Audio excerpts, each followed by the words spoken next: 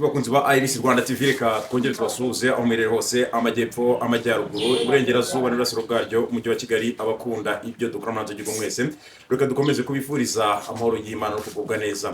Hano kuri Iris TV rero mumaze kumenyera ndumwe mu bantu baza kubaganiriza ndumwe mu bantu baza kugenda baha makuru abagezweho by'umwihariko na makuru ubukungu politike akenshi na makuru abavugwa hano mu karere. Uyu munsi wana rero muri umugoroba ndagarutse kugira ngo n'undi rwose ayo makuru twongeye turebere hamwe dore ko rwose ibintu ntabwo bimeze neza be nakana gato by'umwihariko ku butaka bwa Repubulika Iharanira Demokarasi ya Kongo. Ndakubwira ko mu butaka bwa Repubulika Iharanira Demokarasi ya Kongo by'umwihariko ubwo nano muri sazo bwa Repubulika Iharanira Demokarasi ya Kongo mu mirwano ikomeje kugenda ihuza umutwe wa M23 n'igisirikare cya Repubulika Iharanira Demokarasi ya Kongo. Abantu benshi by'umwihariko abakunzi b'umutwe wa M23 abakunzi ba leta ya Kinshasa ubwo nabo ntibabura birumvikana barahari buri gihe mu mutegereje kugira ngo mumenye amakuru abagezwe by'umwihariko muri iyi mirwano, ariko ibyo byose nibyo mbazanira hano kuri Iris Rwanda TV ndetse ngiye no kuza kubafasha gusobanura. Hari indi nsanganyamatsiko nashatse kuba twaganira kugira ngo tuze kureba ngo ese koko mu by'ukuri niki gishobora kuba cyarangiza intambara ziri hano mu karere rimwe na rimwe. Kameramani wanjye wenda aze kugenda adufasha kugira ngo agumeho ibintu bitaza kugenda bivaho, ariko muze gusobanukirwa kubera ko hari igice cya mbere nabateguriye cy'amakuru agezweho by'umwihariko hano ku burasirazuba bwa Repubulika Iharanira Demokarasi ya Kongo, ariko noneho hari ikindi kintu nabateguriye ndavuga nti ese mu by'ukuri koko niki gishobora kuba giteza zino ntambara za hano mu karere. Hano mu karere abantu benshi nubwo tubona umutwe wa M23 kugeza amaginga ugenda uhangana n'igisirikare cya Repubulika Iharanira Demokarasi ya Kongo, ariko nyamara ibi bintu M23 ikora ni nabyo ejo bundi mushobora kuzumva Red Tabara mu Burundi bakora. Ibi bintu mubona M23 iri gukora kugeza amaginga ya mbigereranya cyangwa se mbibona mu isura y'ibyo inkotanyi zakoze mu mwaka w'1994 ziza kubohora igihugu. Nukubera iki rero izi ntambara za hano mu karere byanze bikunze zifite ishingiro. Iyi ni insanganyamatsiko ikomeye nifuje ko twaganiraho nyuma yo kubona nibuze ko amaze kwagezaho n'aya makuru, kubera ko abantu benshi barakubwira ngo ikibazo kirano mu karere ese mu by'ukuri koko kuba M23 wenda ikomeje kugenda ihangana na leta ya Kinshasa ntabwo bishobora kuba bifitanye isano n'inyigisho mbi zatanzwe hano mu karere by'umwihariko zigahabwa izi FDLR zahungiye ku butaka bwa Repubulika Iharanira Demokarasi ya Kongo. Za nyigisho mbi no FDLR zikazifata zikazijyana n'ubundi muri cya gihugu cy'abaturanyi cya Kongo kugira ngo noneho nabo ugasanga bagize ibyo cengera amatwara cyangwa se bagize iyo ngenga bitekerezo na n'ubundi bakomora yuko babanye na FDLR. Murabizi neza ko iyi mirwano wenda impamvu insanganyamatsiko nayiteguye nuko nshaka kugira ngo njye mbaha amakuru, ariko munanosobanukirwe umuti w'ikibazo n'uwuhe, ese ikibazo cyatangiye gute, ese ubundi izi ntambara zirano mu karere mubona zamoko zatangiye ryari. Umwaka izi ntambara zo mu karere zatangiyemo kuwenda ku bantu babizi mujye mumbabara rye mvuga bakavuga mvuga nihuta, ariko nanone kugira ngo tujyane bisaba kugira ngo byibuze nyine ugerageze ube ukurikira bino bintu. Ya rero niba wamaze kwanda subscribe kuri Iris Rwanda TV reka nkomeze kugushimira, ariko none reka twinjire mu cece amakuru agezweho. None turi tariki 6 z'ukwezi kwa kabiri 2025, ariko noneho amakuru agezweho nuko mu mujyi wa Goma umutwe wa M23 wamaze gushiraho abayobozi bayo. Mu mujyi wa Goma amakuru hari kandi agezweho yize twamenye ku munsi w'ejo kuri tariki 5 guhera ku saa 10 z'umugoroba nibwo twabonye itangazo ryarivuye ku biro bikuru bya M23 biri ibunagana byatangazaga ko guverineri wa Kivu y'Amajyaruguru ari uwitwa Bahati. Uyu Bahati wenda wagizwe guverineri wa Kivu y'Amajyaruguru, uyu mugabo abamuzi cyangwa se abamwibuka turamwibukira mu rugamba rwa drone uyu mugabo yahanganyemo. Murabizi ko ubwo Felix Tshisekedi Chilombo yazanaga drone zo kurasa ku mutwe wa M23, uyu mugabo numwe mu bagabo bahanganye n'ibitero bya drone ari umusirikare wa M23. Uyu mugabo wenda mubona uyu Bahati wanagizwe guverineri wa Kivu y'Amajyaruguru, uyu mugabo yahanganye na drone ku rwego yajyaga mu ndake n'abandi basirikare. Kugeza amagingaro uyu mugabo yamaze kugirwa guverineri wa Kivu y'Amajyaruguru. Urumva uburemere cyangwa se uburyo ki uyu mugabo ni umugabo ujya kuri front line akaza ku kibuga cy'imirwano kugira ngo munamenye ngo ese koko umuyobozi wa Kivu y'Amajyaruguru ninde. Uyu mugabo intambara yarwanye muri uyu mutwe wa M23, urugamba yarwanyemo akomeje kugenda ahangana n'ingabo za Repubulika Iharanira Demokarasi ya Kongo. Ntekereza ko kumuha kuyobora Kivu y'Amajyaruguru akayibera guverineri ibi bintu bifite icyo bisobanuye nuko ibikorwa bye ku rugamba ni nta makemwa. Mujye mumenya ibintu mwabantu mwe nago ibintu ndakubwira ngo akenshi iyo ukora neza ukaba uko utagendera ku jisho byanze bikunze ubugomba guhembwa. Uyu mugabo drone zamurasheho ajya mu ndake muri za Rucuru. Uyu mugabo yarwanye urugamba ari mutwa M23 ariko kugeza amaginga n'ubwo baracyarimo ndetse yagizwe guverineri. Indi nkuru wenda y'undi muntu wamwungirije wabaye vice governor, ubwo numwungirije wiwe yitwa Manzi William. Uyu wenda aya mazina ndaza no kugerageza nze kuza kugenda nyabasomera kubera ko akenshi rimwe na rimwe izi nkuru zo biba bisaba no kugenda unasomamo kubera ko ntago biba byoroshe. Rimwe na rimwe arige uhura n'abantu bakakubwira amakuru badafitiye gihamya batanazi, ariko uyu Manzi wabaye governor wenda abenshi ntago mwari mumuzi, ariko uyu numwe mu bagabo bakoraga ubukangurambaga mu rubyiruko bababwira uburyo ki bagomba kurwana gakondo yabo. Uyu mugabo yasize byinshi yaratunze arazaza ku rugamba hano muri Sazwa bwa Republika Iharanira Demokarasi ya Kongo, nawe afatanya n'abandi bahungu bo muri M23 gukomeza kugenda babohora igihugu cyabo kurwana gakondo yabo. Hari undi mu mama nabonye bagize maire de la ville de Goma cyangwa se umuyobozi mukuru w'umujyi wa Goma. Uyu mama nabonye abantu benshi bagiye bamugarukaho. Murebe ukuntu M23 ibintu byose yashize ku murongo. Ntabwo gender bayisize, bafashe n'umugore bamugize umuyobozi. Abantu twari kumwe igoma kuri Stade de la New, ni stade yegeranye n'ikibuga cy'indege cya Goma. Murabizi neza ko ubwo Colonel Nanga yinjiraga muri stade mwabonye ubwinshi bw'abaturage bari baje kwitabira iyi nama. Amagambo Colonel Nanga yatangaje wenda yoreka nze no kuza kuyabasomera cyangwa se iby'ingenzi byavugiwe muri iyi nama, ariko umutwe wa M23 nahamya nashidikanya ko noneho ibintu watangaje abantu benshi abo tubana ku rubuga niriwe mbi bakubuga rwanjye rwa WhatsApp, ariko nyaboneka nawe utankurikirana kuri Baho TV ndagira ngo uze kuza kubyumva. Ariko amagambo Colonel Nanga yatangaje hano kuri Stade de la Unité, stade nanundi iherereye hafi n'ikibuga cy'indege cya Goma, navuga ko ariyo magambo nyamukuru yari muri iyi nama ubwo abayobozi basha ba M23 beyerekanaga. Navuga ko wenda mu ncamake Colonel Nanga tuti bakunzi ba Iris Rwanda TV reka kongere twasuhuze aho merere hose amajyepfo amajyaruguru iburengerazuba n'urasiro bwaryo umujyi wa Kigali abakunda ibyo dukora manzo gigo mwese reka dukomeze kubifuriza amahoro y'Imana no kugubwa neza. Hano kuri Iris TV rero mumaze kumenyera ndumwe mu bantu baza kubaganiriza, ndumwe mu bantu baza kugenda baha amakuru abagezweho by'umwihariko na makuru ubukungu politike, akenshi na makuru abavugwa hano mu karere. Uyu munsi wa rero muri umugoroba ndagarutse kugira ngo n'undi rwose ayo makuru twongere turebere hamwe dore ko rwose ibintu ntabwo bimeze neza habe nakana gato by'umwihariko ku butaka bwa Repubulika Iharanira Demokarasi ya Kongo. Ndakubwira ko mu butaka bwa Repubulika Iharanira Demokarasi ya Kongo by'umwihariko ubwo nano muri Sazwa bwa Repubulika Iharanira Demokarasi ya Kongo mu mirwano ikomeje kugenda ihuza umutwe wa M23 n'igisirikare cya Repubulika Iharanira Demokarasi ya Kongo. Abantu benshi by'umwihariko abakunzi b'umutwe wa M23, abakunzi ba leta ya Kinshasa ubwo nabo ntibabura birumvikana barahari, buri gihe mutegereje kugira ngo mumenye amakuru abagezwe by'umwihariko muri iyi mirwano. Ariko ibyo byose nibyo mbazanira hano kuri Iris Rwanda TV ndetse ngiye no kuza kubafasha gusobanura.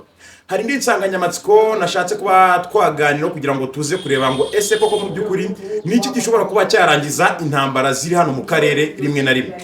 Cameraman wanjye wenda aze kugenda adufasha kugira ngo agumeho ibintu bitaza kugenda bivaho, ariko muze gusobanukirwa kubera ko hari igice cya mbere nabateguriye cy'amakuru agezweho by'umwihariko hano ku burasirazuba bwa Repubulika Iharanira Demokarasi ya Kongo. Ariko noneho hari ikindi kintu nabateguriye ndavuga nti ese mu by'ukuri koko niki gishobora kuba giteza zino ntambara za hano mu karere.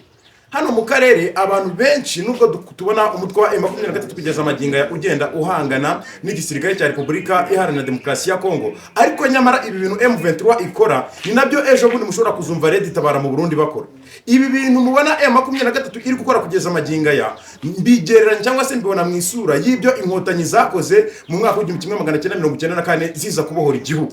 Nukubera iki rero izi ntambara za hano mu karere byanze bikunze zifite ishingiro. Iyi ni insanganyamatsiko ikomeye nifuje ko twaganiraho nyuma yo kubona nibuze ko amaze kwagezaho n'aya makuru, kubera ko abantu benshi barakubwira ngo ikibazo kirano mu karere ese mu by'ukuri koko kuba M23 wenda ikomeje kugenda ihangana na leta ya Kinshasa ntabwo ushobora kuba bifitanye isano n'inyigisho mbi zatanzwe hano mu karere by'umwihariko zigahabwa izi FDLR zahungiye ku butaka bwa Repubulika Iharanira Demokarasi ya Kongo. Za nyigisho mbi no FDLR zikazifata zikazijyana n'ubundi muri cya gihugu cy'abaturanyi cya Kongo kugira ngo noneho nabo ugasanga bagize ibyo cengera amatwara cyangwa se bagize iyo ngenga bitekerezo na n'ubundi bakomora yuko babanye na FDLR. murabizi neza ko iyi mirwano wenda impamvu insanganyamatsiko nanayiteguye nuko nshaka kugira ngo njye mbaha amakuru ariko munanasobanukirwe umuti w'ikibazo ni uwuhe, ese ikibazo cyatangiye gute, ese ubundi izi ntambara ziri mu karere mubona z'amoko zatangiye ryari, umwaka izi ntambara zo mu karere zatangiyemo wenda ku bantu babizi mujye mumva bararye mvuga bakavuga mvuga nihuta, ariko nanone kugira ngo tujyane bisaba kugira ngo byibuze nyine ugerageze ube ukurikira bino bintu. Ya rero niba wamaze kwanda subscribe kuri Ice Rwanda TV reka nkomeze kugushimira, ariko reka twinjire mu cyaca makuru agezweho. None turi tariki 6 z'ukwezi kwa kabiri 2025, ariko noneho amakuru agezweho nuko mu mujyi wa Goma umutwe wa M23 wamaze gushiraho abayobozi bayo. Mu mujyi wa Goma amakuru hari kandi agezweho yize twamenye ku munsi w'ejo kuri tariki 5 guhera ku isaha 10 z'umugoroba nibwo twabonye itangazo ryarivuye ku biro bikuru bya M23 biri ibunagana, byatangazaga ko guverineri wa Kivu y'Amajyaruguru ari uwitwa Bahati. Uyu Bahati wenda wagizwe guverineri wa Kivu y'Amajyaruguru, uyu mugabo abamuzi cyangwa se abamwibuka turamwibukira mu rugamba rwa drone uyu mugabo yahanganyemo. Murabizi ko ubwo Felix Tshisekedi Chilombo yazanaga drone zo kurasa ku mutwe wa M23, uyu mugabo numwe mu bagabo bahanganye n'ibitero bya drone ari umusirikare wa M23. Uyu mugabo wenda mubona uyu Bahati wanagizwe guverineri wa Kivu y'Amajyaruguru, uyu mugabo yahanganye na drone ku rwego yajyaga mu ndake n'abandi basirikare. Kugeza amagingano uyu mugabo yamaze kugirwa guverineri wa Kivu y'Amajyaruguru. Urumva uburemere cyangwa se uburyo ki uyu mugabo ni umugabo ujya kuri front line akaza ku kibuga cy'imirwano kugira ngo munamenye ngo ese koko umuyobozi wa Kivu y'Amajyaruguru ninde. Uyu mugabo intambara yarwanye muri uyu mutwe wa M23, urugamba yarwanyemo akomeje kugenda ahangana n'ingabo za Repubulika Iharanira Demokarasi ya Kongo. Ntekereza ko kumuha kuyobora Kivu y'Amajyaruguru akayibera guverineri ibi bintu bifite icyo bisobanuye, nuko ibikorwa bye ku rugamba ni nta makemwa. Mujye mumenya ibintu mw'abantu mwe, nago ibintu ndakubwira ngo akenshi iyo ukora neza ukaba uko utagendera ku jisho byanze bikunze ubugomba guhembwa. Uyu mugabo drone zamurasheho ajya mu ndake muri za Rucuru. Uyu mugabo yarwanye urugamba ari mutwe wa M23, ariko kugeza amaginga n'ubwo baracyarimo ndetse yagizwe guverineri. Indi nkuru wenda y'undi muntu wamwungirije wabaye vice governor, ubwo numwungirije wiwe yitwa Manzi William. Uyu wenda aya mazina ndaza no kugerageza nze kuza kugenda nyabasomera kubera ko akenshi rimwe na rimwe izi nkuru zo biba bisaba no kugenda unasomamo kubera ko ntago biba byoroshe. Rimwe na rimwe arije uhura n'abantu bakakubwira amakuru badafite gihamya batanazi, ariko uyu Manzi wabaye governor wenda abenshi ntago mwari mumuzi, ariko uyu numwe mu bagabo bakoraga ubukangurambaga mu rubyiruko bababwira uburyo ki bagomba kurwana gakondo yabo. Uyu mugabo yasize byinshi yaratunze arazaza ku rugamba hano muri Sazo bwa Repubulika Iharanira Demokarasi ya Kongo, nawe afatanya n'abandi bahungu bo muri M23 gukomeza kugenda babohora igihugu cyabo kurwana gakondo yabo. Harundi mu mama nabonye bagize maire de la ville de Goma cyangwa se umuyobozi mukuru w'umujyi wa Goma. Uyu mama nabonye abantu benshi bagiye bamugarukaho. Murebe ukuntu M23 ibintu byose yashize ku murongo. Ntabwo gender bayisize, bafashe n'umugore bamugize umuyobozi. Abantu twari kumwe igoma kuri Stade de la New, ni stade yegeranye n'ikibuga cy'indege cya Goma. Murabizi neza ko ubwo Colonel Nanga yinjiraga muri stade mwabonye ubwinshi bw'abaturage bari baje kwitabira iyi nama. Amagambo Colonel Nanga yatangaje wenda yoreka nze no kuza kuyabasomera cyangwa se iby'ingenzi byavugiye muri iyi nama, ariko umutwe wa M23 nahamya nashidikanya ko noneho ibintu watangaje abantu benshi abo tubana ku rubuga niriwe mbi bakubuga rwanjye rwa WhatsApp, ariko nyaboneka nawe utankurikirana kuri Baho TV ndagira ngo uze kuza kubyumva. Ariko amagambo Colonel Nanga yatangaje hano kuri Stade de la Unité, stade nanone iherereye hafi n'ikibuga cy'indege cya Goma, navuga ko ariyo magambo nyamukuru yari muri iyi nama ubwo abayobozi basha ba M23 beyerekanaga. Navuga ko wenda mu ncamake Colonel Nanga yatangiye asaba umuturage wese uri hano mu bice M23 yafashe gutanga imbunda. Mwumva ukuntu M23 byanze bikunze hari ikizere cyuko abaturage ba Kongo, abaturage bari no mu burasirazuba bwa Kivu muzabona umutekano usesuye. Niba koko ubuyobozi bwa M23 muri iyi nama ibyavugiyemo bwatangaje ko buri muturage wese ufite imbunda even niba uri n'umuzarendo, niba uri na FDL ukaba uzi ko ufite imbunda yawe mu rugo, ufite ibibazo. Niryo jambo rya mbere Colonel Nanga yavuze, birasobanukirwa, birakwereka bwa buyobozi bwiza M23 ikomeje kugenda ishiraho. Niba hari umuntu ufite iyo mbunda naramuka amaze kuyitanga, bwa bwicanyi bwakorwaga byanze bikunze, bisobanuye ko ubwo bwicanyi M23 igiye kubushiraho iki akadomo. Ikindi yasabye abantu ngo abifuza kwinjira mu gisirikare bahite bajya mu modoka direct zaraho kuri stade. Niba ushaka kujoininga igisirikare cya M23, ariko umuhungu wanjye warambeshe ko ashaka kujoininga M23 akajya mu gisirikare, uburinye ni ngombwa ko nguharinye kandi naje kuri kamera. Ni ukuvuga ngo umuntu wari kuri stade ubwo iyi nama ya M23 yabaga, yasabwe ko ategereza amakamyo yari agomba guhita amwerekeza Isake, ahari ikigo gikomeye cyane M23 itrainingiramo abantu bashaka kujoininga igisirikare cyayo. Ubwo iyi message abo abireba abahungu banje mushaka kujoininga M23, ikintu bagusaba ni kimwe gusa, kuba ufite nationality ya Congo, kuba uri umukongomani. Icyo ni ikintu cya mbere ugomba kubuzi. Ibindi byose uramutse icyo kintu cyo kuba uri umukongomani cyo ugomba kuba wabaho, windi ubwo ukazaza tukaganira bo muri M23 tubashinzwe, wamaze kugera muri umujyi wa Goma cyangwa se rwose wanamaze kugera wenda ku bantu runaka, unanyandikiye kuri WhatsApp yanjye, ndabizi ko ari abantu naguhuza nabo bakaba bagufasha, ariko ukaba uri umukongomani. M23 irakangura umukongomani wese ushaka kwigwanira uburenganzira bw'uko ubwicanyi bukorerwa abo mu bwoko bw'abanyamurenge yaza akabajoininga. Niba utanashaka kuba umusirikare, hari inama batanga, hari amahugurwa batanga ku muntu ushaka gukora ubuhinzi, ukaba wakora ubuhinzi bwawe kinyamwuga. Niba ushaka kuba umucuruzi, barakubwira bati kurira muri centre, kubera ko ubucuruzi bwawe buzaba burindwe umutekano n'abasirikare bacu ba M23. Muri make amakuru yiriwe muri uyu mujyi wa Goma, nyuma ko ku munsi w'ejo bari biriwe bashingura ingabo z'abasirikare ba Wazalendo FARDC baguye muri uyu mujyi wa Goma. Mu byukuri amakuru ari kandi yizewe yiriwe muri uyu mujyi wa Goma, navuga ko nayo ngayo n'uburyo M23 rero yakomeje kugenda yerekana abayobozi yashizeho ku munsi w'ejo, ariko banabereka abaturage. Colonel Nanga cyakora we namugaruka ku giti cye uko yinjiye muri stade. Uyu mugabo yinjiye muri stade, ababyeyi bavuza impundu, abafite ibitenge barabimanika, baravuga bati Colonel Nanga bamuririmbaga. Ibi bintu ntabwo nabibonaga ku mutwe aho bitaga inyeshamba, ariko sinzi ko niba wenda M23 tumuza komeza kwita inyeshamba, bari mu mujyi ntabwo bakiri mu mashamba. Ubwo ako nakazi kanyu, ariko uyu mugabo nabonye ko ashobora kuba umwe mu bagabo bakunzwe. Ari umuvandimwe wambazaga ati Mr Update, ntabwo twigeze tubona Sultan Makenga kuri stade. Nibyo koko Sultan Makenga ntabwo mwamubonye, ariko nkanjye wabareberaga nabonye umujyanama wa Sultan Makenga yarahari cyane, kandi Makenga mu gihe cy'urugamba kumubona biba bigoye. Munasobanukirwa abantu Makenga bari. Makenga numwe mu bagabo bakubwira Kongo mu mutwe kuva kuri rimwe kagera ku 10, nkuko nanjye nje hano ubona ndi kubwira amakuru ukibaza uyu muhungu arayasoma yabyanditse hehe. Ariko nyaboneka General Sultan Makenga arahari, ameze neza. Uyu mugabo niwe numwe mu bagabo bapanga uru rugamba kandi ameze neza. Abakubesha ngo Sultan Makenga ngo yagize ikibazo, ako hari abantu batagira niba gute, ni FDLR ni bya bigurasha, niba umuntu wavuze ngo Sultan Makenga yarapfuye, umuntu koko nk'abantu mwe bari muzakina n'umuriro. Sultan Makenga arahari, ni muzima, nta kibazo na kimwe afite. Nubwo mutamubonye kuri stade, umwungiriza we cyangwa se umwungirije abasha kugera kuri stade twamubonye kandi yagaragaye. Anavuga ko Sultan Makenga hari kandi ameze neza cyane. Ubu ngiye kuva muri uyu mujyi wa Goma mtemberekeza Bukavu, ku kiwanja ndagaswe.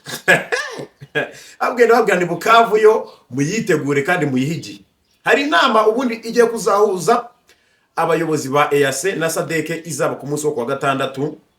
Kwa gatandatu buriya tuzaba turi tariki musti kwa kangahe harya? Turi kwa kangahe? Kwa kane. Turi kwa kane. Kwa gatanu kwa gatandatu. Musti ubwo ni tariki 9. Ubwo ni tariki 8 kwa gatandatu. Kuri tariki 8. Urumva ajya namfasha wa muntu byabaye byinshi mu mutwe. Kuri tariki 8 hari inama ishobora kuzabera muri Tanzania izahuza abayobozi ba EAC n'abayobozi ba SADC. Iyi nama iramutse ibaye, nyuma y'iyi nama mwitegure kuzabona umuriro butigeze mubona. Aba bantu barwanira kubaho, ndakubwiza ukuri abatekereza ko M23 izikura mu bice yafashe, kandi mubone gushiraho guverinoma yayo. Mbese ko inama ishobora kuva mu kubona M23 itangaje kivu yigenga, mwabigenza muti? Aha, katwikomereze n'amakuru agezweho. wenda M23 amakuru ahari agezwe noneho yizewe njye ubwanjye nitangiye nuko ikomeje kugenda isatira Bukavu. Uyu mujyi ni umujyi ukomeye cyane, akaba ari umujyi ufatwa nk'umurwa mukuru wa Kivu y'Amajyepfo rwose. Nyuma yuko ku munsi w'ejo umutwe wa M23 kanze gato mbarebere uduce wari wafashe, uyu mutwe wa M23 wari wafashe kano gace, ariko amakuru ahari rwose nuko ku munsi w'ejo umutwe wa M23 wafashe aho bita Nyabibwe. Iyi Nyabibwe uvana Nyabibwe wenda ngende gake murambira ngo iyo ngeze kuri Tombe cyangwa ku gace umutwe wa M23 wafashe ngo nge nkababwira neza ngo mugatembere ngo mbese ngo nihavuka umagenda kubwira ngo Kongo uko byagenda kose nekereza ko mba makubereye. Ku munsi w'ejo umutwe wa M23 wafashe agace kitwa Nyabibwe. Aka gace kari muri territoire ya Karehe, na nuri territoire ya Karehe iri muri Kivu y'Amajyepfo, ariko iyi Nyabibwe yafashwe ku munsi w'ejo, yafashwe n'umutwe wa M23 ku isaha y'isa 6:27 nibwo drone yanjye ngati umutwe wa M23 umaze gufata Nyabibwe. Ni mu mirwano iri yatangiye ku isaha y'isa 11 za mu gitondo igeza ku isaha y'isa 6:27 M23 igihanganye n'igisirikare cya Repubulika Iharanira Demokarasi ya Kongo cyari cyagerageje kwigaba ibitero gishaka kugira ngo kireba ko cyabafatiranya muri ya minsi y'agahenge. M23 yashizeho kubihagaritsa imirwano. FARDC baravuze bati rero twebwe reka kubera ko M23 yavuze ko ibahagaritsa imirwano tugende tubaraseho turebe ko twabasubiza inyuma. Maze abahungu ba Colonel Nanga rero baraza bakurasira cyitwa FARDC, bakurasira cyitwa Umurundi hano muri Nyabibwe, baramukubita byo ku rwego rw'ejo ariko bamuha isomo rya gisirikare. Hano hantu Nyabibwe hanaguye abasikare ba FARDC batari bake kubera ko bari bagejejwe ibitero ku mutwe wa M23 ngo bari baje bangana uburo ari bwinshi cyane, ariko bahuye n'uruva gusenya rwose kugira ngo uze kuza kubyumva. Rero kugeza amaginga ya rero M23 uva hano Nyabibwe werekeza mu mujyi wa Bukavu, ibi birometero mujye mubara bizajya bibafasha kugira ngo mumenye ngo M23 ivuye igeze. Uva hano muri iyi centre ya Nyabibwe werekeza mu mujyi wa Bukavu ni ibirometero bari hagati ya 62 na 100. Amakuru ahari akubwira ko umusirikare wa M23 ku munsi iyo bibaye ngombwa Moshe bagenda n'ibirometero 300. Utekereza ko rero kuva Nyabibwe werekeza mu mujyi wa Bukavu ni ibirometero 64.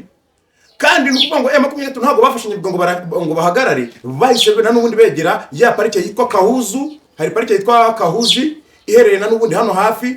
Hari undi musozi witwa ni Biera nawo na n'ubundi uri hano hepfo. Nukuvuga ngo iyo uvuye wenda n'urugero kugira ngo mubyumve neza, arakandi gace nabonye bitwa Sacha, ariko reka mbanze gusobanura ngo utu duce twose turi hano nanone ubukomeje kugenda wegerana n'ubundi uyu mujyi wa Bukavu. Mbere yuko wenda tugira Bukavu centre, hari ikibuga cy'indege cya Kavumu. Kino kibuga cy'indege cya Kavumu M23 iri mu birometero 25 uva ahantu iherereye ugera hano ku kibuga cy'indege cya Kavumu. Kimwe mu bintu mbona hano rero bishoboka, hano uva kuri parike ya Kahuzu nuko na n'ubundi M23 isa nko yatangiye kugenda noneho izenguruka ikibuga cy'indege cya Kavumu imanuka na Bukavu centre. Niyo mpamvu uri kubona ibitangazamakuru byinshi bagira kugira ngo M23 yazengurutse Kavumu, ngo yazengurutse Minongwe uyu mujyi wa Bukavu. Nuko barabizi neza ko hano muri Nyabibwe inzira y'amazi irashoboka. Buriya abazi wenda Repubulika Iharanira Demokarasi ya Kongo bajye banadufasha muri comment. Umuntu uri Nyabibwe iyo avuye hano Nyabibwe akanyura mu kiyaga cya Kivu birakunda rwose ko ashobora na n'ubundi guhinguka za Bukavu hepfo. Kandi undi muntu uba wanyuze kuri ya parike ya Kahuzi ndimo ndakubwira nawe abasa nk'wanyuze iburyo, noneho abandi basa nkaho bagenda bamanuka ibegera cya kibuga cy'indege cya Kavumu. Ubwo nibwo buryo mbona uko bushoboka ko noneho uyu mutwe wa M23 ushobora kuba bavuga ko watangiye kuzenguruka iki kibuga cy'indege cya Kavumu ndetse n'umujyi wa Bukavu muri rusange.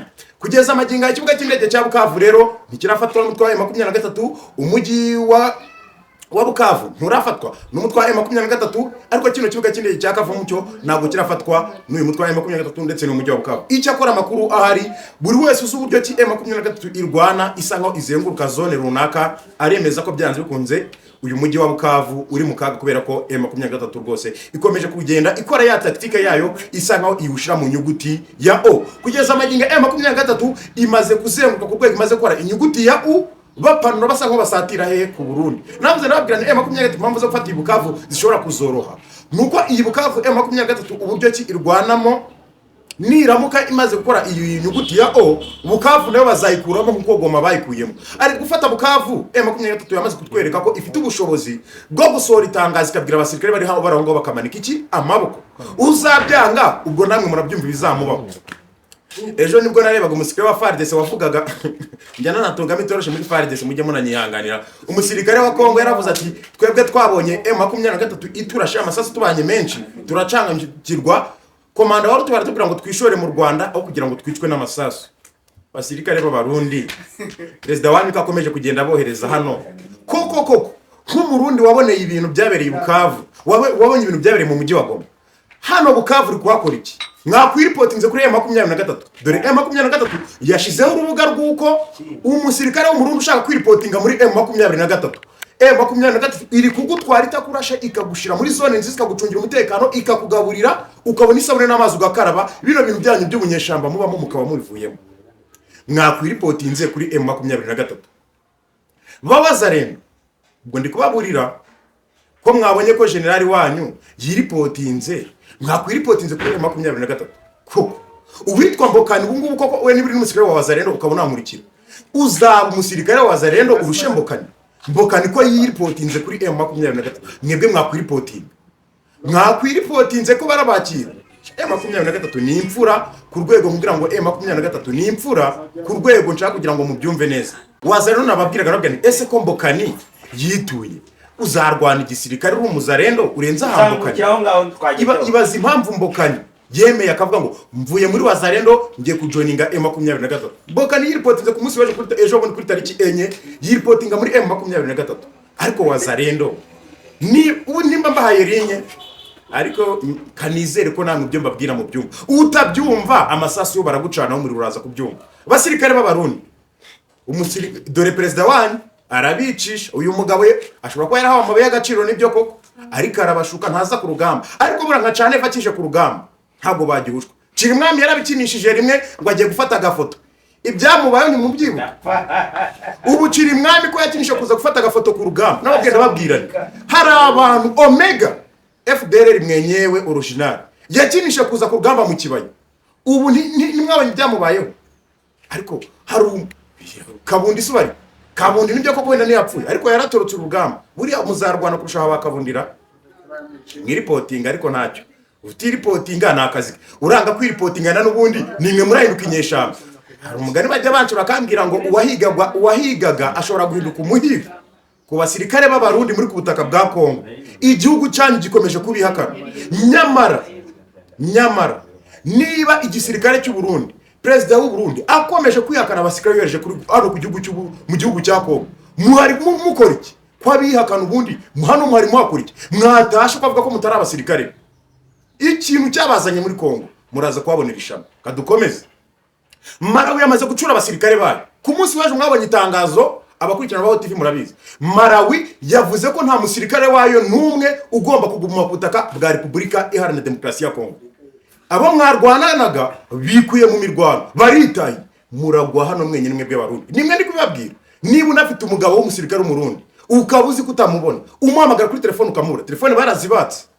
Nyaboneka niba hari ibaruwa wamwandikira ikamugeraho hari ukungo mujya mwandikira udupapuro nagiye mbibona rwose. Hari umuntu umbwira ati hari uburyo bajya bandikira udupapuro rwo kamugeraho gatinya wamubwira uti sheri wavuye muri amashamba ya Kongo umugabo wagiye kugira umupfakazi uzapfa gutyo ushatse kuko abagore barajya kwa nefa ugasaba abagabo bako babarikura akabakubita inkoni ku kibuno. Abonye abagore bakubiswa amaferoto mwitwa Kijingi. Uyu ni umugenosideri uyu yica mu bwoko bw'Abatutsi b'Abarundi.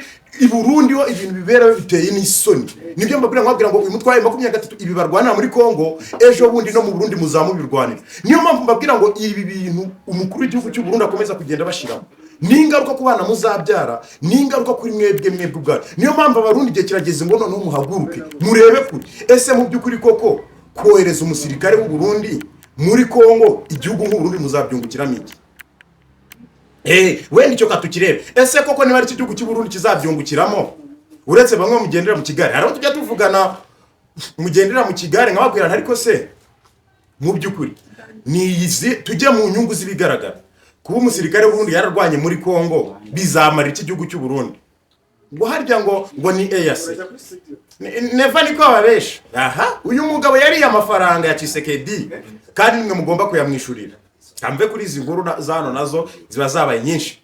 Reka mpite nkuzamuna n'ubundi mugeze muri territoire ya Rubero, ngiye kuvana muri Kivu y'Amajyepfo mpite gutembereza Rubero, ninkuvana Rubero uze ako Rubero ntago matinda. Rubero ahitwa Vicumbira kugeza amaginga ya ko umwuka ukigaragara n'umwuka w'intambara, ariko reka nizere ko iyi Rubero uko bigenda kose isa nisa dushobora kuza kumva hari impinduka zibaye kubera ko M23 isa nko iri kwavansinga muri Kivu y'Amajyepfo, ariko nanubundi mu mujyi wa Goma umutekano barawukaza, ariko n'izindi territoire zose ntekereza ko baracyakomeje kugenda bazicungira umutekano. Indi nkuru igezweho na muri uyu mugoroba nuko FDL zabaga hano muri parike y'Ibirunga zikomeje kugenda zimanuka hano za Rusayo zije guhungabanya umutekano w'abaturage. Izo nazo M23 byamaze kuzifatira icyitwa Mbarigo.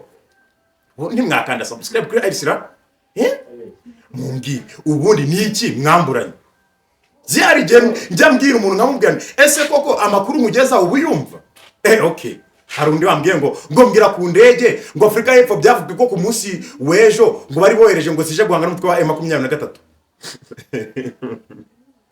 Izi ndege nibyo koko Afrika y'Epfo yagerageje gushaka kohereza indege hano muri sazo bwa Republika Iharanira Demokarasi ya Kongo zivuye muri Afrika y'Epfo. Sina amaposa uyu mukuru w'igihugu cya Afrika y'Epfo navuga ko uyu mugabo nawe yicariye ishiga rishyushye.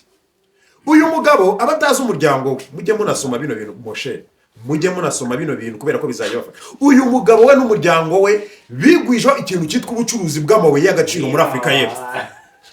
Uyu mugabo rero yohereje abasirikare ba Afrika y'Epfo muri Kongo mu nyungu z'uko ahabwa amabuye yo gukoresha muri bwa bucuruzi akora n'umuryango we. Murabyumva icyo kintu?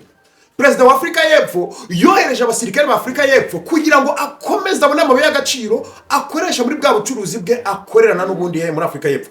Umuryango wa Cyril Ramaphosa perezida wa Afrika y'Epfo ni umuryango ubundi bikorwa byabo byiganjemo abacuruzi ba zahabu. Uhita wumva impamvu uyu mugabo akomeza kohereza abasirikare muri Kongo. Mwumva abagabo dufite nibyo mpamvu umukuru w'igihugu cy'u Rwanda ejo bundi ubwo yabikomozagaho aganira n'umunyamakuru wa CNN yaravuze ati abungukira mu mabuye ya Kongo aba mbere na mbere ni igihugu cya Afrika y'Epfo n'abandi banyaburayi bene nkabo.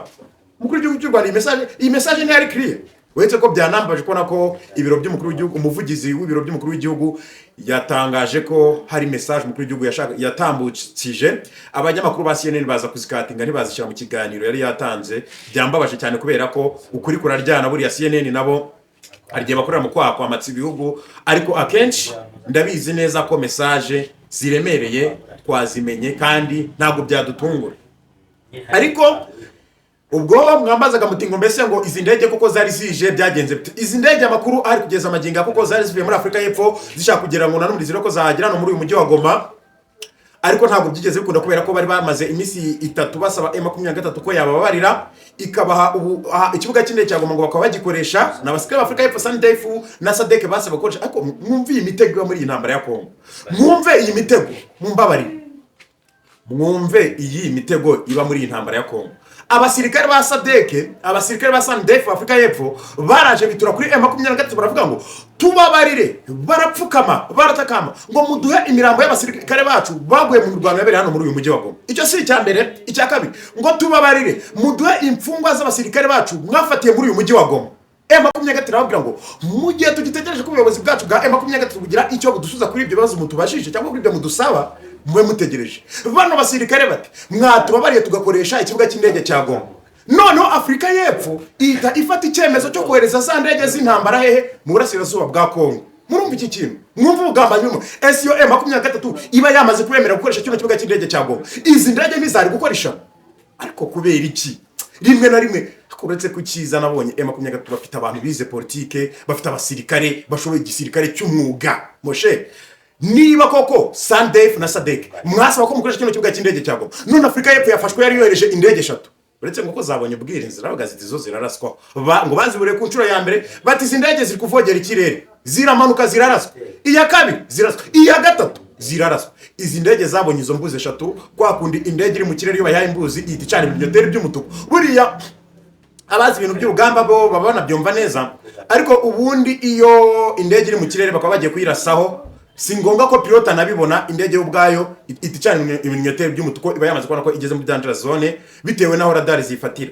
izi ndege rero ngo radari yarazifashe zibonye zigeze mu kirere ko zishobora kuba zaraswaho zitazongera kujya kugwa mu gihugu cy'u Burundi. Kugeza amagingo amakuru aremeza ko izi ndege 3 zari zivuye muri Afrika y'Epfo ari indege z'intambara, ariko mu gihe abasirikare ba Afrika y'Epfo na SADC basabaga ko ngo bakoresha ikibuga cy'indege cya Goma. Ako mujya mbona politike aba bagabo niba batekereza ko biga abandi batiga. Nyamuneka M23 ngo bafata nk'inyeshamba. Abantu barimo abantu bize amakaminuza akomeye, barimo abantu bize politike, barimo abantu bize diplomasi, n'ibitekerezo byabo nicyo barwanira. Politike zose wakora kuri M23 mujye mwitonda. Ubu ngubu ihurizo rihari. Ese koko ko Vital Kamembe Kinshasa ako bura Afrika y'Epfo oya Afrika y'Epfo kambanze nkubwire na kano nako nkajyanye byambabaza. Uyu mugabo mwamweguje, abadepite mwarateranye, minister w'ingabo mwarateranye, uhagarariye igisirikare cya Afrika y'Epfo mwarateranye. Ko mwavuze ko uyu mugabo mwamweguza, abadepite mwasabye ko abashinzwe igisirikare cya Afrika y'Epfo mugomba kubeguza, kubera ko aba bagabo ni ibisambo. Afrika y'Epfo yaje mu bihugu by'imbere, iri mu bihugu 3 bya mbere birya ruswa muri Afrika. Mu byumve iyi mibare manyifite ntabwo nkubwira ibintu mapira. Nabibonye ko Afrika y'Epfo yaje mu bihugu 3 bya mbere biba muri ruswa yo ku rwego rwo hejuru. Dore umuyobozi wayo dore nguyu usubuko ko aha nisira amaposa aho wabanira kurenganya bikomereza agapfa kaburiye n'imponga, ariko buriya nabohereze abasirikare ba Afrika y'Epfo ngo mwiga indimi nyinshi, ngo mwiga amawashi, ariko M23 uramwana kurasira mu musozi yavukiyemo Moshe, uramwana kurasira ku giti, uramwana aryama mu mutabo hasi akakurasa bikakubana ibibazo. President wanyu arabohereza, murabona ishano mu gihe mwebwe ariko boreza muze mu Rwanda. Kinshasa Tshisekedi yamaze kurwara umutima, urugabo rwo rurageraniwe. Felix Tshisekedi Chilombo ari mu mazi abira. Uyu mugabo yavuze ko ataganira n'umutwe wa M23. Mwumve ibintu biri Kinshasa. Amashera abakuru muri Kongo iyo nyavugaho mba numva ari ibintu bya danje. Katwerekeze Kinshasa. Kinshasa amakuru ahari, igisirikare cya FARDC ngo n'igisirikare cya Kongo gisa nko cacitsemo kabiri nyuma yuko umutwe wa M23 umaze gufata uyu mujyi wa Goma. Rero amakuru kugeza amaginga ya ava Kinshasa nuko Felix Tshisekedi nkuko tubikesha uwitwa Vital Kamembe, uyu nguyu abenshi baramuzi no hagarariye Sena ya Kongo, ngo niko twabyiranye ngo ni hagarara abadepite ba Kongo, yagaragaje ko uwitwa Felix Tshisekedi Chilombo asaba ko abadepite ba Repubulika Iharanira Demokarasi ya Kongo bagirana ibiganiro n'umutwe wa M23. Wibutse ibitereko washeshe rero Tshisekedi mushuti wanje. Ubu ngubu urazibambuzerekeza he? M23 bako bakubwiye ko kwari paka Kinshasa ibiganiro kwa byanzira z'ikigengo cyakora sengera inama ya se uyitabire upfukame uce bugufi. Naho bitabaye byo nawe uri mu mazi abiri.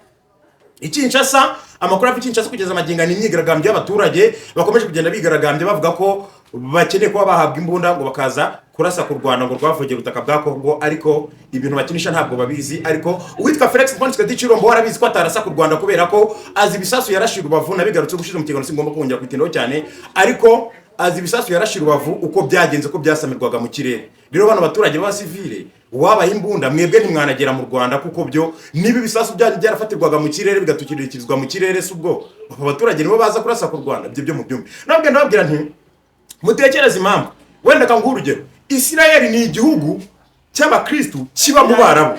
Akano mukumve mu mbabari, Israel ni igihugu cy'abakristo baba mu Barabu, sibyo? Abarabu urwego bahora banganywa n'abakristo ya ntabwirinze ufite yakura so mu gitondo no kumugoro. Nizo ntambara ngo Israel bayirasho misire 500 irazipfurya. U Rwanda narwo rurabizi neza ko rutuye hagati y'ibihugu bitarwifuriza amahoro. Niyo mpamvu ubwirinzi bw'u Rwanda rero u Rwanda ujye ufata nko kufata Israel. Israel ni igihugu cyangwa bano za Palestina zirano zihora zikirasaho bande bose bino bihugu byose bya Oman, bino bihugu by'Abarabu byose bya Algeria bikomeye mwumva ngo birakaze bifite ubushobozi. Israel byagira umuyonga mu munota umwe. Natwe Tshisekedi abaye afite ubwo bushobozi bwo kuba yarasi Kigali. Uyu mugabo yiyamamaza ijambo rya mbere byari nzarasi Kigali. Niyo mpamvu rero ko mu Rwanda ruriho gutya kugeza amaginga ntabwo ari muzi ubutegetsi bwa Kongo oya Moshe, turiho kubera ko umusaza igeze kuri kumaza aravuga ati iyo umuntu atagwamaho ibintu akugomba ubugomba no kumaza impamvu atabigo. Ntabwo ari umutekano u Rwanda dufite ari uko Israel ari uko Kongo yadukunze cyangwa Burundi batugiriye impuwe. Oya, umutekano dufite nuko dufite igisirikare cyubatswe kandi kinyamwuga. Kandi rega njya mbabwira ni mukavuga ngo wenda ngo nugushimagiza ngo RDF ngo nugushimagiza igipolisi cy'u Rwanda. Ese amahugurwa yabagaho ari amahugurwa ya RNP y'igipolisi baba bakora anuza ari amarushanwa wenda ndaza kugenda nyakomozo gatoya. Na amarushanwa abo basuzuma igipolisi ku isi yose bagahuza ibihugu. Mwabonye ko polisi y'u Rwanda yabaye ya mbere. Polisi y'u Rwanda yabaye ya mbere n'amanota 77, igipolisi cy'Ubushinwa kibi cya kabiri n'amanota 76. Mutekereze ko igipolisi cy'u Rwanda kigeze ku rwego kiza imbere y'Ubushinwa. Moshe, niba igipolisi cy'u Rwanda kigeze ku rwego kiza imbere y'Ubushinwa, urumva urwego u Rwanda tugezeho. Aha, aya makuru buriya ntinaba mbasoreje hano ahubwo ngahita mbabaza kano kantu k'insanganyamatsiko. Ari insanganyamatsiko nifuje ko twaganira nanayibabwiye mu ncamake rero mumbabarire insanganyamatsiko ndagira ngo mujye muyumva. Nasanze nshobora kuba nkurikirwa n'abantu bakuru kandi bazi bino bintu. Intambara ziri hano mu karere akenshi nifuje ko ese mu by'ukuri koko intambara ziri hano mu karere zishobora kuba ziri ku butaka bwa Kongo uyu munsi wa none. Ntabwo ari zo zabaye mu Rwanda mu mwaka w'1994. Ese izi ntambara mu minsi iri imbere ntabwo ari zo zishobora kuzaba ziri mu gihugu cy'u Burundi. Iki kintu muracyumva? Hari impamvu ebyiri zituma nkubwira ngo izi ntambara ababizi neza mu mateka mufashe gusoma ni intambara zatangiye mu mwaka w'1964.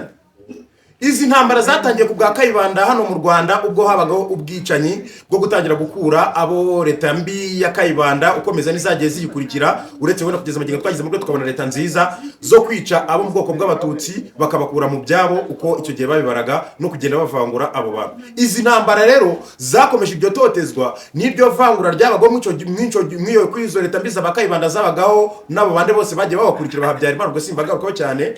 Ariko murumva ko izo ntambara zimaze 1900 zatangiye mu 1964. Urumva icyo kintu? Izi ntambara rero abanyarwanda bafashe icyemezo baza guhagarika ubwo bwicanyi ziza ari ingabo za RPA ziza kubohora igihugu cy'u Rwanda. Ariko uwo ingabo zatsinzwe kubera ko zari zaracengewe na yangenga bitekerezo zahungiye mu mashamba ya Kongo. Abarundi mumva iki kintu? Wa mugani wa yama ariko ukumva ico kintu. Abarundi mwumva iki kintu nimwe kireba. Kuko muri Kongo byasohoye ariko ejo hazaza hataye u Burundi.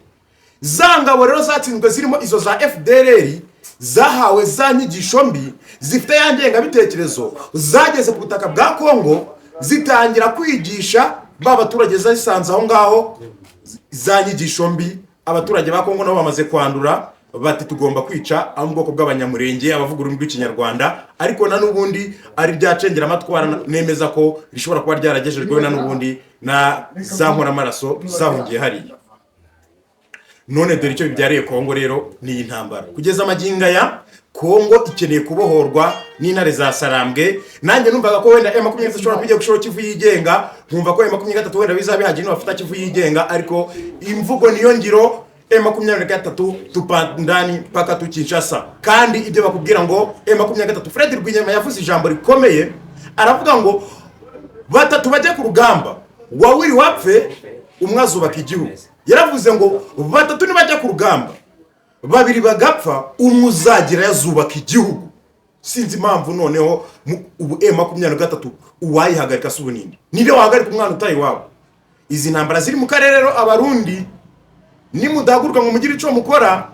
Murabizi ko ndashimye Fariste yacumbikiye za FDLR yazikuye mu mashamba ya Kongo inyinshi rwose ngo ziryamiye ku mucanga hariya barabajyanye Bujumbura. Abarundi namunaga mutabaza muti izi FDLR zazanye amafaranga nta muntu ushobora kugura inzu mu gisagara cya Bujumbura. Igisagara ubwo n'umujyi ko babyita abarundi mujye mumva bararigiye mba nikojeje. Urumva utuntu tw'igiswahili utuntu tw'ikirundi kubera ko bose mba nikozakozayo arige nanjye mitanze nkakabanagamo gutyo, ariko mujye mubyihangana mukumve gutyo. Igisagara cya Bujumbura rero ngo rwose FDLR zagezo zaguza amazu kuri Lake Tanganyika. Izi FDLR zirwa ziyicaye n'umucanga kandi izi FDLR hari ingisho mbi zahawe. Mu Burundi naho tumaze kubona ko hari urubyiruko rwise imbonera kure ruhabwa imyitozo ijya gusa neza na n'ubundi nizo FDLR zahabwaga na rwa rubyiruko bafatanyaga gukora jenoside mu gihugu cy'u Rwanda. Ese mu gihugu cy'u Burundi mwebwe abantu muriho murica b'inzara karengane mubahora uko baremwe mubahora inuza bikozwe na leta yanyu, umunsi bahagurutse bakirwanaho muzabasubiza inyuma.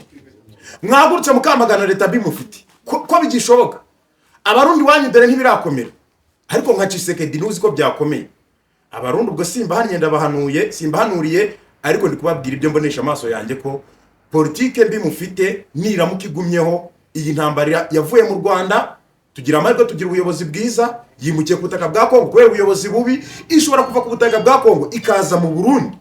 Kandi n'uyu mudamu uyobora Tanzania naramuka biriya bintu nawe bikomeje bishobora kuzimukiriwe. Nikikubwira ko rero shima Imana ko mu Rwanda dufite ubuyobozi bwiza, ariko byakora bifite ikintu byigisha umuturage yaba Burundi yaba umuturage wa Kongo.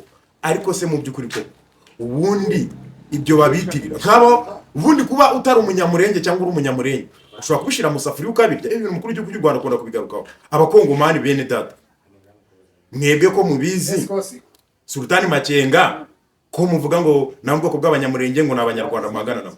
Sultani Makenga mujya kumushira mu gisirikare cya Republika Iharanira Demokarasi ya Kongo, uriya yari umunyarwanda. Colonel nanga ko yari umusirikare wa Kongo, uriya ajya kuba umusirikare wa Kongo, uriya yari umunyarwanda. Mwakubura amaso mukareba kure. Kubera iki mudashaka kubona bino bintu?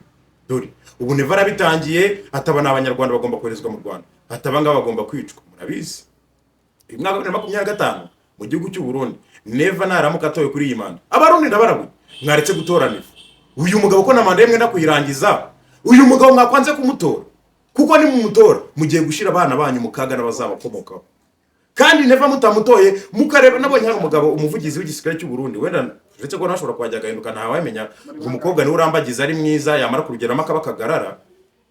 Ariko u Burundi muramutse mugize amahitamo meza mukabona ko Neva nta kintu ariho arabafasha muri iyi minsi. Ariko Burundi Neva arababwira ngo Burundi buruta Amerika, ngo Burundi ikibazo ngo mufite ngo ni igitoro, ngo vuka ngo we mu Burundi ngo ni kingugura kimwe niyo muri Amerika. Mwarebye kure ko muramutse mugize amahitamo meza mu gutora umuyobozi u Burundi, Neva niba akoretse ko nabonye ngo utazatora Neva ashobora kuzicwa. Sha byo birakomeye, ibibazo. Ariko Burundi sha ntabwo ari igihugu cyiza kabisa.